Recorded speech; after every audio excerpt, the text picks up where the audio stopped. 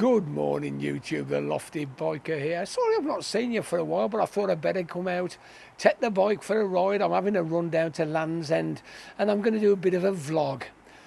We're going to do a vlog. Are we clutching at straws? Interesting title, isn't it? Let's hope this one's a contentious one and you all have plenty to say. Let's get the helmet on. I'll see you in a minute.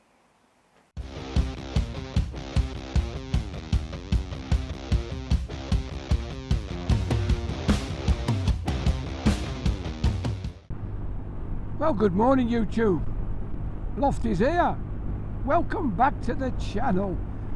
I've not put much content lately. I'm ever so sorry about that because I had the trip to Spain and I've been doing other things. We've been ever so busy at work.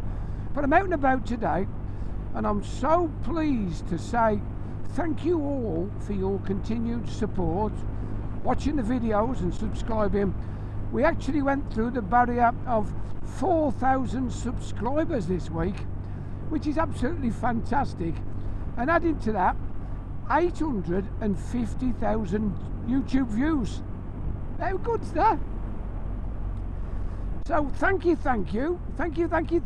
I'm over the moon. I'm so pleased. Anyway, so what we're doing today, I've met up with a few of the Wednesday wobblers and we're going a ride down to Land's End to Sennen Cove, and I thought during the ride I'd do a bit of a vlog. And I'm going to name this vlog, Are We Clutching at Straws? Now then, does that sound interesting? As you know, very recently I rode the CBR 650R with an E-clutch. Right, the CBR 650R. Don't know what you think, but when Honda started with the DCT, there was a lot of people poo-pooing it and not liking the idea. It's not really riding a motorcycle if you haven't got a clutch. But Honda are selling more DCT Africa Twins NTs and 750s, sorry, than they are the manual clutch. So there you go. So all of a sudden I've worked on a new technique to bring the cost down, because as you know, a DCT puts about £1,000 on the cost of the bike. So now we've got this lovely CBR 650R, which is beautiful, and the CB 650, which is also got the same one in naked form in the lovely green, beautiful green. So how does it work? So the DCT has got no clutch lever whatsoever, but flappy paddles, and you can also have an electronic actuator to use with your feet. So it actually pre-selects the next gear and works out which way you're going, which works very well. Let me get past these cars and I'll carry on. Started to rain. Anyway, I've got past the cars. So, as I say, the DCT, it's like a pre-select, like on the old buses years ago. So now they've developed this new method, which has got electronic intervention with the actual clutch. So using bits of gearing and bits of electronics and a quick shifter, although it's got a clutch lever, it is totally and utterly redundant. You don't need the clutch lever at all. And if you watch my video of the CBR 650R, I give quite a thorough demonstration of how it works and demonstrate the use of the E-clutch. Now, you're saying that's only Honda.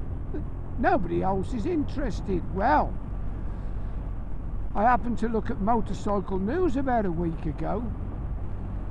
The big boys, the Bavarian boys, BMW announced that they've been in the process over the last 8 years of developing an E-clutch. Now then, this could be a game changer. So all you out there who've been poo-pooing Honda with their DCT and E-clutch and saying it's not really a motorbike, well, BMW, now they've said, from what I can gather looking at the information, it looks like very similar to the version Honda's using. It's an e-clutch. It's activated electronically by use of the quick shifter and some diodes and whatever and bits of gearing and whatever. So it looks to be similar. So now all of a sudden they reckon they can put this out on their 1300 GS. Now how about that? Quite funny, when we were away on holiday, one of the lads said, if you were going to change your bike, what would be your ultimate bike? And I turned around and said, as you know, I love the Boxer engine. I said if I could have the next generation R1300R, that's the naked one, the Roadster, 'cause I do like the Roadsters, with an E-clutch or a DCT, it'd probably be my ultimate bike. And then when we get back home off our holidays in Spain, lo and behold, they announce it and it's going to be a reality. It's not just something they're thinking of doing, it's developed. 8 years development is a lot. And they're going to actually put this out, whether it'll be on the parallel twins, the inline four would probably work fantastic on the XR. You imagine the S1000 XR with an E-clutch. Oh, it'd be absolutely sublime.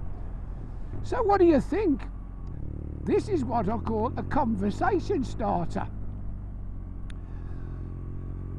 Does having a clutch really make riding a motorcycle more fun? Can you ride faster with a clutch or without a clutch? Is the clutch... Now let's just digress slightly. Did you all watch the Moto GP? Now then. So all those superstar racing boys out there who say you can't have a bike if it ain't got a clutch. Now then, there's only one rule in Moto GP. The motorcycle has to be fitted with a clutch to start the race. Now I don't know whether you know this, but all GP bikes have got what's called seamless shift. So there's no 1 down 5 up or 1 up 5 down. It's literally 6 or 7 or 8 or 9, however many gears they put on some of these bikes, up. So what they do is at the start of the race they click it into gear with the clutch, and then they use what's called launch control. So the launch control, so they're holding the clutch in, they've pressed all the launch control business, they rev it, when they loose the clutch out, the electronics take over entirely. They never ever touch the clutch lever again. They don't even need the gear lever. It's totally not necessary. All they use is buttons, flappy paddles. They're not flappy paddles, they're buttons on the dashboard. So they're literally pressing the buttons to change first to second to third to fourth to third to second to fourth to fifth, whatever. There is no clutch. So it's not just technology for road bikes, it's for race bikes.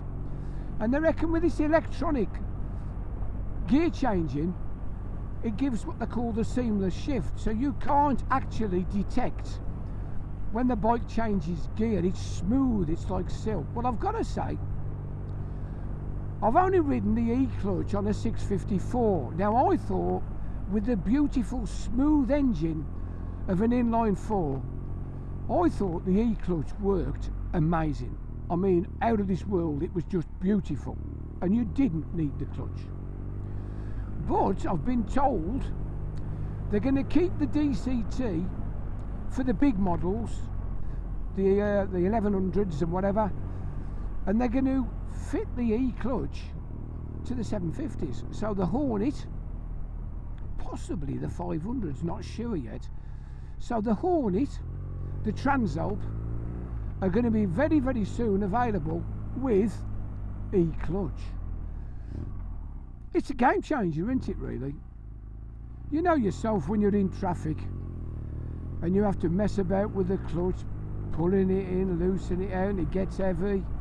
Although modern day clutches are very light, they do get to feel heavy. So I think it's brilliant.